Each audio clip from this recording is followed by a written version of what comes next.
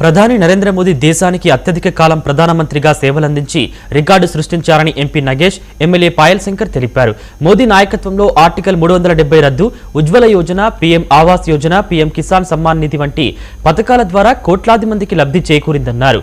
ఆదిలాబాద్ జిల్లాకు airport, railway, జాతీయ రహదారుల అభివృద్ధికి కేంద్రం సహకరించిందన్నారు.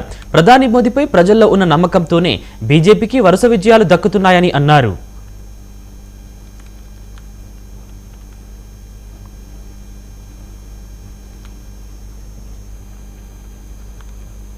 ఈ దేశంలో జరిగినటువంటి అభివృద్ధి కార్యక్రమాల మీద భారతదేశం ప్రపంచానికి నాయకత్వం వహించేటటువంటి ఈ రోజులలో నరేంద్ర మోడీ గారి నాయకత్వంలో దేశం ఎంత గొప్పగా ప్రగతి సాధించిందో ఇదంతా కూడా ఈరోజు దేశంలో చర్చ జరగాలి. యూపీఏ పరిపాలనలో రోజు ఉదయం లేచి పేపర్లు చూసినా లేదా దినంలో టీవీలో చూసినా ఈ దేశంలో ఏదో ఒక రాష్ట్రంలో లేదా ఢిల్లీ దేశ రాజధాని ఢిల్లీలో ఈరోజు ఇన్ని వేల కోట్ల కుంభకోణం జరిగిందని లేదా ఈ కుంభకోణం విలువ ఇన్ని లక్షల కోట్ల రూపాయలని ప్రతిరోజు మనం వార్తలు చూసేది.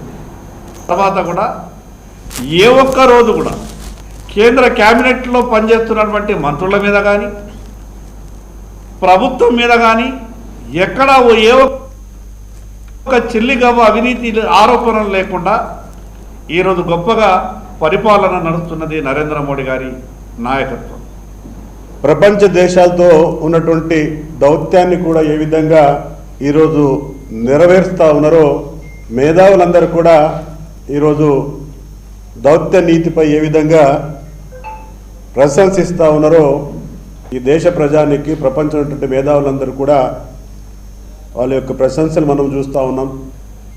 12 సంవత్సరాలు ఏదో జరిగిపోయిందనేది కాదు, నిరంతరమైనటువంటి శ్రమ చేసుకోవడం దేశాన్ని మహోన్నతమైనటువంటి స్థానంలో తీసుకెళ్లడానికి ఆర్థిక రంగంలో కావచ్చు, సైనిక పాఠవాల్లో కావచ్చు, సింధూర్ సమయంలో మనం చూసుకున్నాం ఏ విధంగా మన యొక్క డిఫెన్స్ ఫోర్సెస్ కావచ్చు ఏ విధంగా దాన్ని ఆ రోజు చేసినటువంటి విషయాలు, దేశంలో ఏ విధమైనటువంటి